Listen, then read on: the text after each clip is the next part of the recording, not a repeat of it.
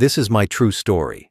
I spent my life building a future for my son, his schooling, his home, even an estate worth millions. I thought in my old age he would give me care and respect. But instead, one day, he pushed my wheelchair down the hall and laughed while I struggled to steady myself. The humiliation cut deeper than the fall itself. What he forgot was that the estate he boasted about was never fully his. And what I did next erased his name forever. Before I share, tell me where you're watching from and what time it is. And please subscribe. My whole life was built on sacrifice. From the day I was strong enough to work with my hands, I worked not for myself, but for the family I dreamed of raising. I labored in fields, in factories, in workshops, wherever I could find work that would put bread on the table and shoes on little feet. My body carried scars from those years, my back bent, my hands rough, but I never complained. Every cut and every bruise was a reminder that I was building something bigger than myself, a future for my son. When he was small, I held him in my arms and told myself I would give him everything I never had. I had grown up poor, with little more than determination, and I swore he would never know that kind of hunger or fear. I wanted him to study, to stand tall, to walk through the world with opportunities that were locked away from me. So I worked longer hours. I took every job I could. If there was overtime, I took it. If there was extra pay for night work, I volunteered. Sleep became a luxury, but sacrifice was my daily bread. I paid for his schooling from the first book to the last exam. When money was tight, I cut corners on myself, wearing old clothes, skipping meals, but his fees were always paid on time. I smiled whenever I saw him walk with his school bag, because to me, that bag was more valuable than gold. It carried the proof of my labor, the proof of my love, the proof of my promise. When he became a young man, I helped him buy a house. I dipped into the savings I had spent decades building, and I signed papers so he would not worry about loans. I wanted him to have stability, to know he had a roof over his head, to feel safe. I told myself it was worth it because a father's role is not only to raise a child, but to secure their tomorrow. But I did not stop there. I set up an estate for him, an estate worth millions. I worked with lawyers, signed documents, and arranged everything so that when I was gone, he would not struggle. It was not only money, it was years of sweat turned into property, into investments, into security. I imagined him looking at it one day with pride, saying, "My father gave me this." I thought that estate would not only be wealth, but also honor, a reminder of who I was and what I had given. Every choice I made was shaped by sacrifice. I skipped the joys others enjoyed so that he could have more. Vacations, luxuries, even simple comforts. I let them pass me by. My joy was in watching him live better. I thought that one day, when my legs grew weak, when my body could no longer work, he would look after me with gratitude in his heart. I thought he would see the wheelchair not as weakness, but as the proof of years of sacrifice. Years of carrying the load so he would never have to. That was my belief. That was my dream. That was the foundation of everything I built. A father's sacrifice for his son's future. But I was wrong. The decline did not happen in a single day.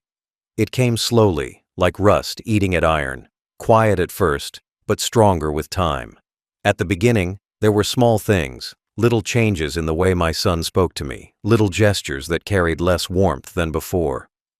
He stopped listening when I gave advice. He rolled his eyes when I reminded him of lessons I had learned through struggle. He laughed off my warnings, as if the wisdom of age was nothing but the rambling of a man in decline. The wheelchair became a symbol in his eyes. To me, it was only a chair that helped me move when my legs were too weak to carry me. To him, it was a reminder that I was no longer strong. He did not see the decades of labor that had bent my back and worn down my knees. He saw only weakness, only burden. When he looked at the chair, he no longer saw his father, the man who built his future, the man who carried him on his shoulders as a boy.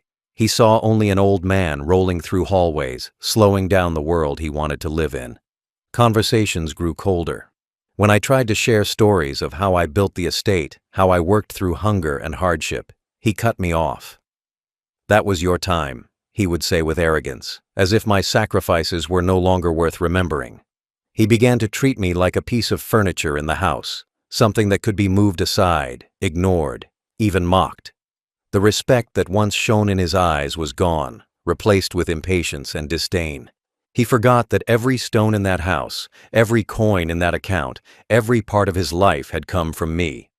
He forgot the nights I stayed awake to pay for his schooling.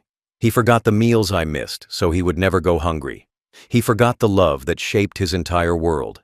Instead, he chose to see me as useless, as weight, as baggage he carried, only because the law required it. His laughter hurt the most. It was not the laughter of joy or warmth. It was the laughter of mockery. Sometimes, when I struggled to move from the wheelchair to the chair at the table, he laughed. When my hands shook trying to hold a cup, he laughed. When my voice trembled from weakness, he smirked as if my frailty was entertainment. Every laugh cut me deeper than any blade, because it came from the son I had given everything to. I sat in silence, watching the respect fade from his words, his actions, his eyes. I told myself maybe it was stress, maybe it was his own struggles. But deep inside, I knew the truth. The love I had poured into him had been twisted into arrogance. The respect I thought I had earned as a father had crumbled. My son no longer saw me as a man. He saw me only as a burden. That was the decline of respect. It was not loud, but it was cruel, and it prepared me for the cruelty that was yet to come. The moment that broke me came on an ordinary day.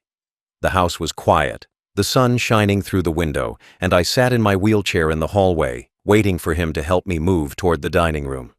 My legs were too weak to push myself far, so I relied on him for simple things like this. For a father who once carried his son on his shoulders, who once walked miles through storms just to bring food home, depending on him was hard enough. But I trusted that at the very least, he would respect me.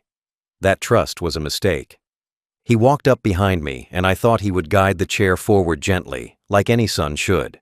But instead, with a sudden shove, he pushed my wheelchair hard down the hall.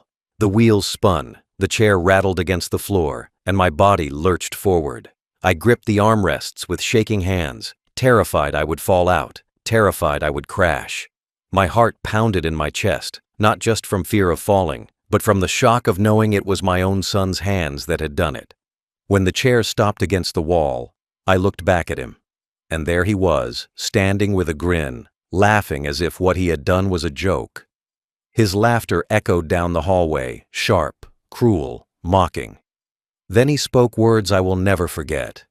"That's all you're good for now, rolling around like useless baggage." Those words cut deeper than any wound my body had ever taken. I had endured broken bones, bleeding hands, sleepless nights, hunger and storms. But nothing in my life hurt as much as hearing those words come from the mouth of my son. The boy I once held close, the boy I protected, the boy I gave my entire life to, now laughing at my weakness, calling me baggage, treating me as nothing.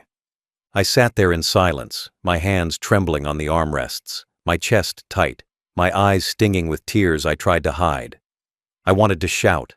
I wanted to remind him of every sacrifice, every hour of work, every coin I had saved for him. I wanted to tell him that the chair he mocked was built by the years I gave up for his future. But no words came out, only silence, only the sound of his laughter filling the hallway. That was the cruel act. It was not just the shove, not just the words, not just the laughter. It was the proof that my son no longer saw me as a father, no longer saw me as a man, no longer saw me as worthy of even the simplest respect. He saw me as an object of mockery, as a burden to be pushed and laughed at. In that moment, the bond between us shattered completely. And as I sat there, my heart breaking, I realized something painful but clear. If my sacrifices meant nothing to him, then he would soon learn what it meant to lose everything I had built for him. After that cruel moment, I sat in silence. The sound of his laughter echoed in my head long after the hallway was empty. My hands gripped the arms of the wheelchair, still trembling. My chest felt heavy, not from the push, not from the jolt, but from the words. Useless baggage. That is what my son called me. I had been called many things in my life: worker, provider, neighbor, friend. But never had I been called baggage, and never by the child I raised with my own blood and sweat. I did not shout. I did not cry out. I stayed quiet, because the pain inside me was too deep for words. My heart broke in silence. My eyes watered, but I turned my head away so he would not see. I would not give him the satisfaction of watching me cry. Yet inside, I was drowning. The humiliation was sharper than any fall. It burned deeper than any wound. I thought of the years I carried him in my arms as a baby, careful never to let him stumble. I remembered nights when he was sick and I sat awake by his bed, praying he would breathe easier. I thought of the times I went hungry so he could eat, the times I worked double shifts so he could go to school, the times I endured pain so he would live in comfort. All those memories came back to me, one by one, and each one hurt more than the last. Because the same boy I had protected from every stumble had now shoved me down a hallway for his amusement. The same boy I had fed from my own plate now mocked me for being weak. The same boy I gave everything to now laughed at the wheelchair that carried me after a lifetime of sacrifice. I sat there for hours, alone in that chair, replaying it all in my mind. The push, the laughter, the cruel words, and the silence afterward, when he walked away without a second thought. That silence was the loudest part of it all. It told me he did not care. It told me I was nothing to him now. The pain was not just in my body, it was in my soul. To be mocked by strangers is one thing, to be betrayed by neighbors is another, but to be humiliated by your own son, the one you lived for, worked for, suffered for, that is a wound that does not heal easily. And so, I stayed silent. I ate in silence. I sat in silence. I carried my pain quietly, but with each day that passed, the silence turned into something else. It became a seed of resolve. Because as much as he wanted me to feel useless, I knew something he did not. I was not powerless. As I sat in that silence, carrying the pain he had given me, a truth began to rise in my mind. My son thought I was powerless. He looked at my wheelchair, at my shaking hands, at my quiet voice, and he believed I was finished. He believed I had nothing left to give, nothing left to control, nothing left to take from him. He saw only weakness. But he had forgotten something important. The estate he bragged about, the wealth he believed was untouchable, the property he showed off as his own. It was not fully his. It was still under my authority. Years ago, when I built that estate, when I signed the papers and set up the accounts, I made sure that the final control stayed with me. I thought I was being cautious, protecting him from mistakes, guiding him until he was older. I never imagined I would one day use that power against him. But the papers were still in my name. The signatures still required my hand. The documents still recognized me as the true authority. He believed it was his forever, but in truth, it was never guaranteed. I remembered the meetings with the lawyers, the hours spent arranging every detail. I had been careful, I had been wise, I had kept control, not out of distrust, but out of love.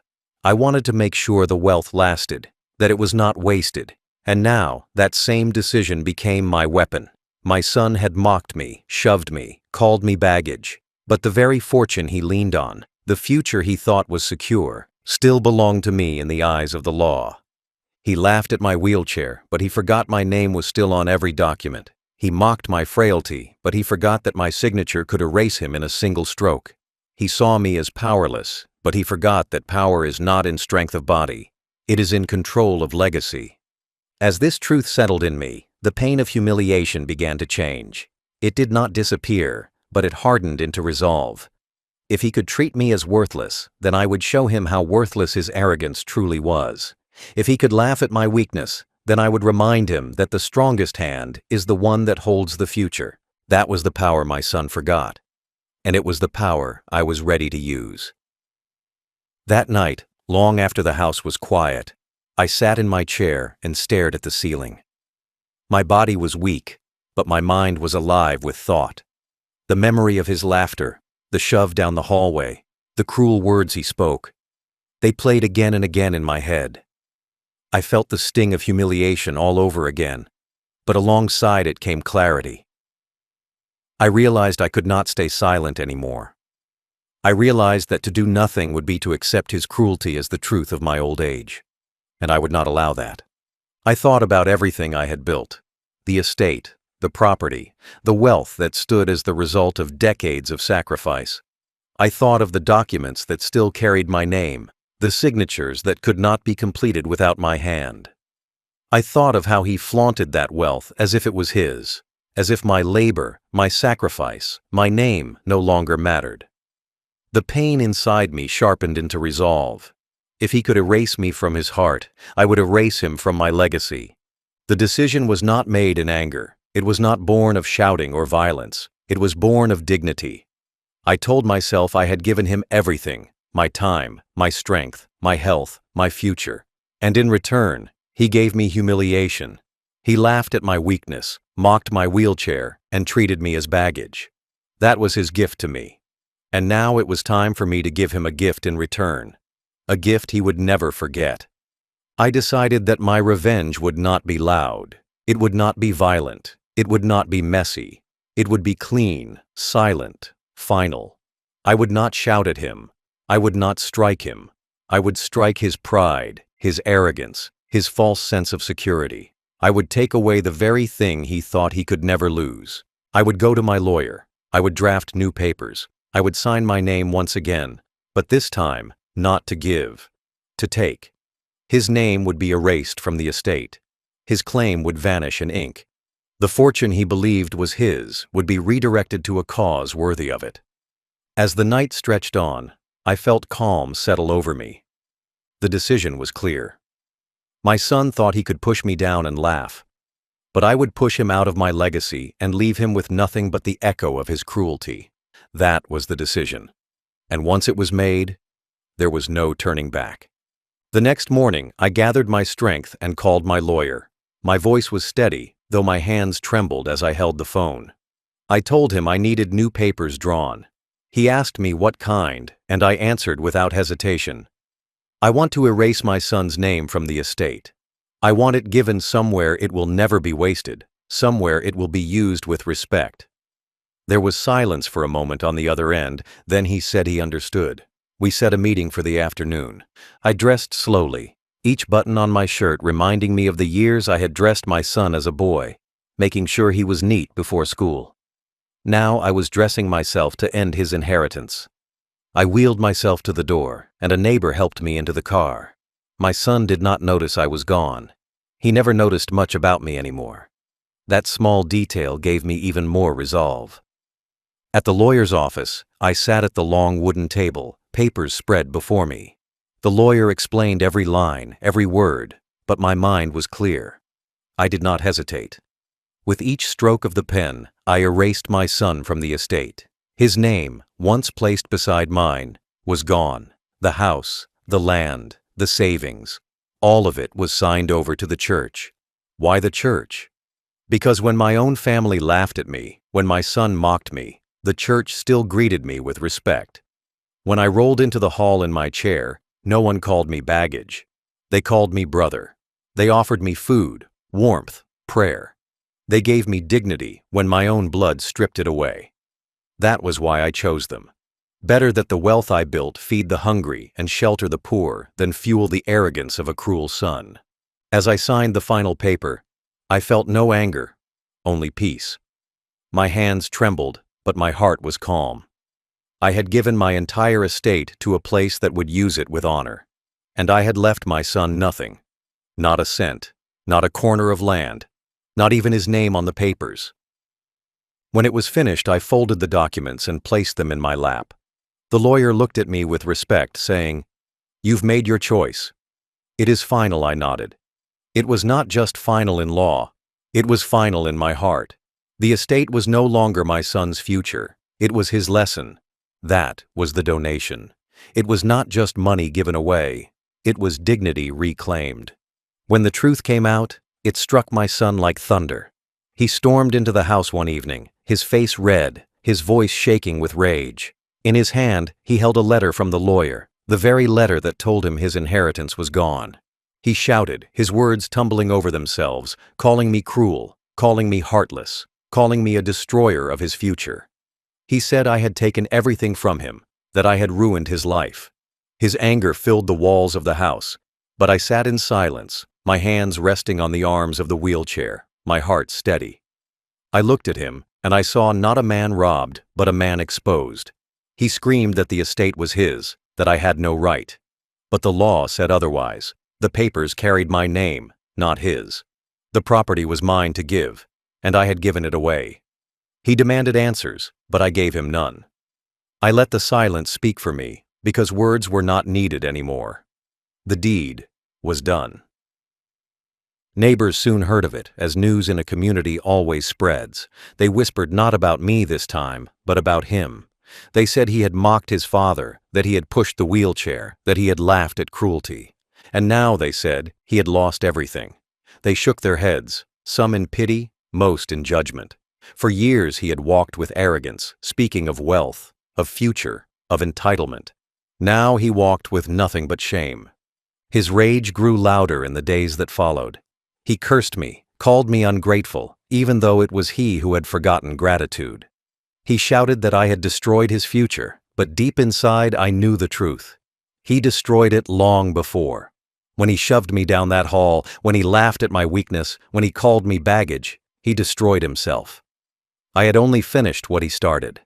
I remember one evening when he sat at the table, his head in his hands, no laughter left in his mouth. He muttered that people no longer respected him, that they treated him as a fool. He said he had nothing. I did not reply. Inside, I thought, now you know what nothing feels like. Now you understand the silence you gave me. The fallout was simple. His arrogance collapsed. His pride was broken. His future was gone. And I, the man he mocked, the man he shoved, the man he called useless, sat quietly, knowing justice had finally come. In the days and weeks that followed, the house grew quieter. My son, once loud with pride and arrogance, no longer filled the rooms with his voice. The anger he carried at first burned hot, but soon it cooled into silence. He avoided me, avoided the neighbors, avoided the very community he once bragged to. The man who pushed my wheelchair down the hall now carried the weight of whispers wherever he went. People looked at him not with admiration, but with pity or disgust. His laughter was gone, replaced with the shadow of shame that followed him everywhere. As for me, I began to see the change outside my own door. Neighbors came to me differently now. They spoke softly, with respect. Some admitted they had heard of what happened, and could not believe a son could treat his father so cruelly. Others praised the decision I had made, saying the church would use the estate for good, that the money would feed mouths, build shelters, give dignity to people who needed it. My son had mocked me, but the community now honored me. The same man he called baggage had become a giver, a benefactor, a man remembered for generosity. The church itself showed me kindness I had not felt in years. The pastor visited my home, not to take, but to thank. He told me the estate would be used for feeding the hungry, clothing the poor, and helping families who had nothing. He said my name would be remembered in prayers, that my gift would live long after I was gone. Tears filled my eyes, not from sadness, but from relief. My wealth was no longer a weapon of arrogance in my son's hands. It was a blessing for people who would cherish it. My son, meanwhile, sat with nothing but his bitterness. He complained that I had betrayed him, that I had stolen his future. But deep inside, I knew the truth. He had stolen my dignity first. He had laughed when I fell. He had mocked my wheelchair. He had erased me as a father, and so I erased him from my legacy. That was not betrayal. That was balance. The aftermath left me lighter. I no longer carried the burden of humiliation. I no longer carried the weight of regret.